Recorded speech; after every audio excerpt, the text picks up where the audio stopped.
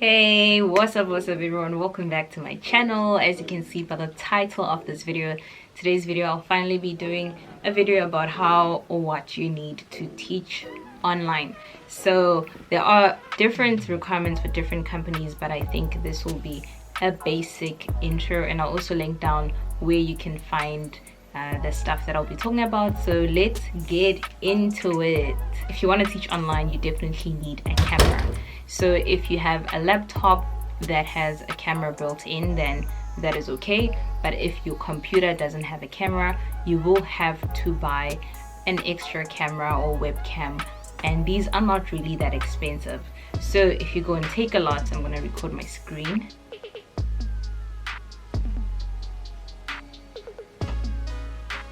So you'll see there's various options.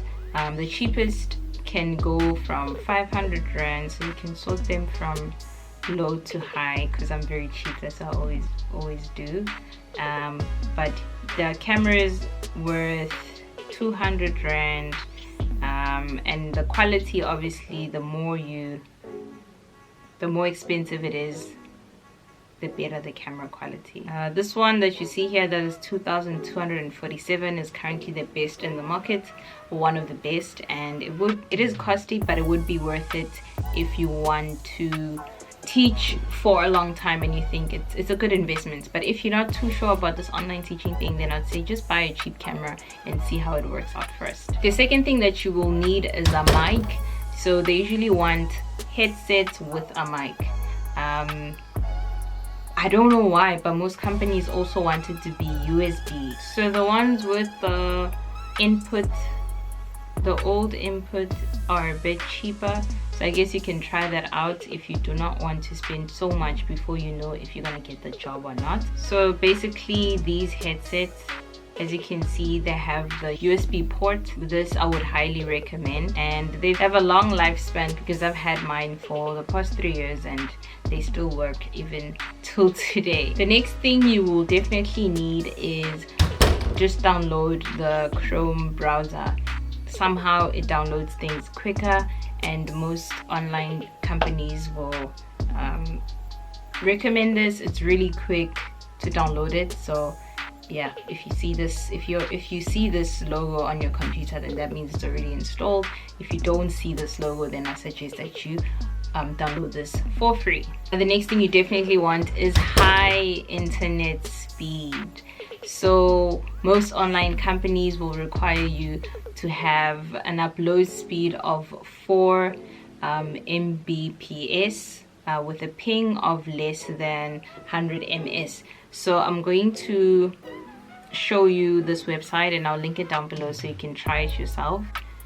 What you do is you go to the speed test and you say go, and it will test your connection, but not on your phone. You should do it on your computer, what you intend to teach on, so you can see. And as you can see, mine South Korea is really fast, but today is quite slow. Usually it's like 100.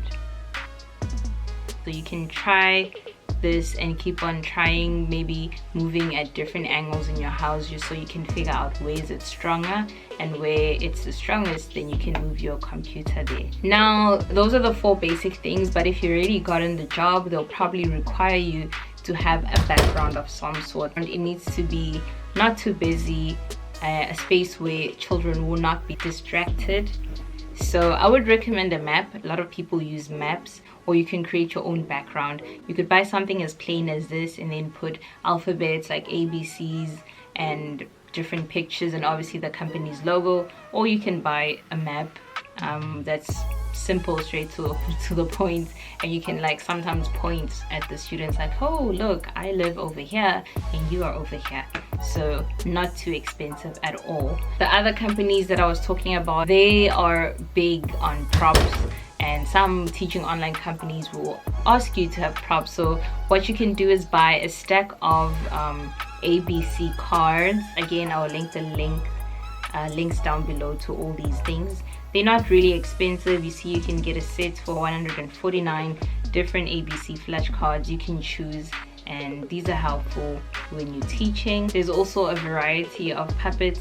You can either pick the finger puppets, which you put on each finger, or you could pick it as big as this, and you could give it a name. And your students, you use mostly these puppets when you have a shy students that don't want to try, don't want to speak, so you usually can ask them a simple question like finger puppets, like, okay, what's this? And then they can say it's a zebra, or what's this? So those are actually great to start conversations, because not everyone is always willing to speak and learn. And then the last thing I'm going to talk about is t-shirts.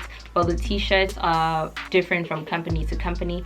The company you're working for will either tell you a color. So maybe a tutor group, I remember, was red, so you need to wear something red, or they'll specifically say you need to buy a t-shirt for that company, but you'll get more details from the company once they hire you. So if you have any other questions, comment down below and I'll make sure that I answer.